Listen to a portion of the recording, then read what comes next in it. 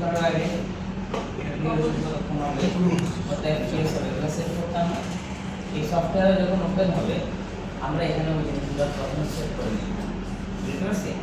কত এফপিএস হবে আপনি যদি যেরকম টাইম লাইনে আপনি এফপিএস ধরেন তাহলে 250 টাইম সমান কত সেকেন্ড? 10 সেকেন্ড। 3 এফপিএস ধরলে 300 ফ্রেম।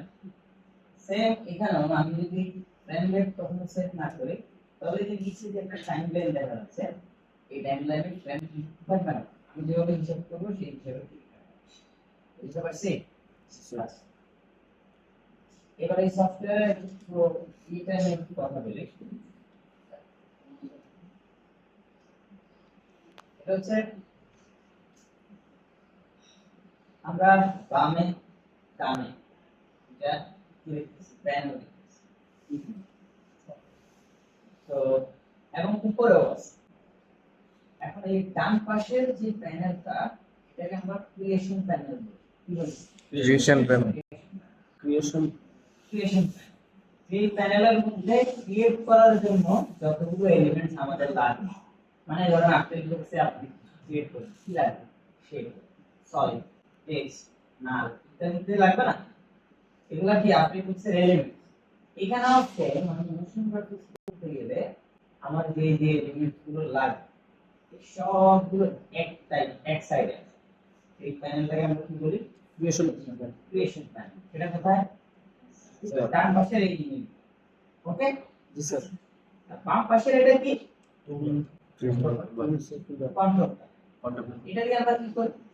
আমি যতটুকু নিতেছি সেই জিনিসগুলোকে মুভ করা, রোটেট করা, সিলেক্ট করা, বুঝতে পারছি? এটা আরো কিছু টুলস আছে যেমন পেন দিয়ে লাইন ড্র করা, সেই লাইনের মধ্যে আলাদা আরো ডট অ্যাড করা। এইটাই যত কাজের জন্য যে টুলস গুলো, সিলেকশন টুল, তারপর হচ্ছে আপনার ইরেজার টুল, পেইন্টিং টুল যা আছে সবগুলো কোথায় রাখবেন? বাম পাশে। এটা হচ্ছে আর এই উপরের অংশটা কি? উপরের অংশটা হচ্ছে আমি যখন যে টুল নিয়ে কাজ করি, যে অপশন নিয়ে কাজ করি, সেই অপশন রিলেটেড কিছু কিছু সেটিং আমি করে পাবো। যেমন আমি ধরেন কোনো মডেল মডেল মানে এখানে মডেল করতে কি একটা যে মডেল আছে ফিগারস মডেল কিছু করতে আমরা আর্টিফিশিয়াল বলতাম শেপ, এখানে বলতে মডেল সেম ঠিক আছে।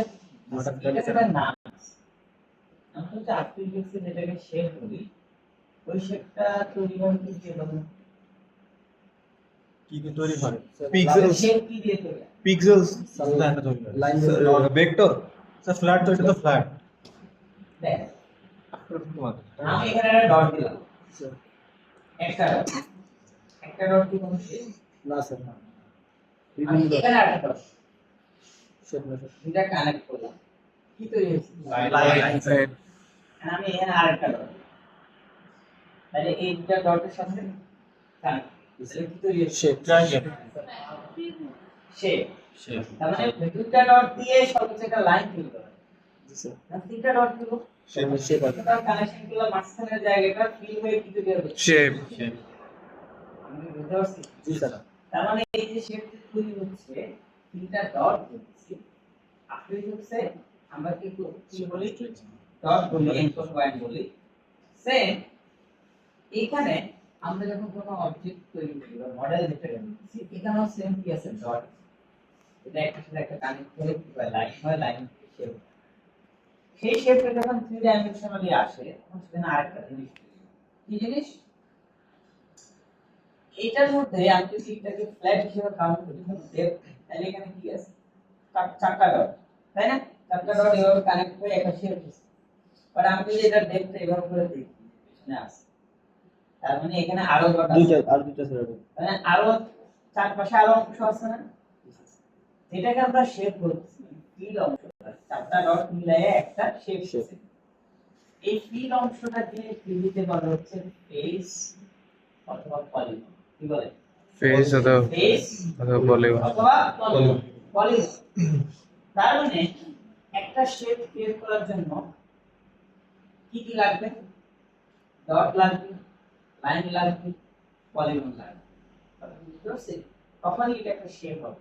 সেই শেপটাকে আমরা 2D মডেল ক্লিয়ার মডেল বলতে যখন আমি কিছু বানাইতেছি আমি একটা মডেল করছি ও একটা মডেল হচ্ছে এই অর্থ মডেল এই মডেলের স্পেসিফিক যে নাম যেটা সব সফটওয়্যারে এটাকে রিকগনাইজ করে এটাকে বলা হচ্ছে মেশ কি বলে মেশ ক্লিয়ার স্যার মেশটা রাখবো ধরে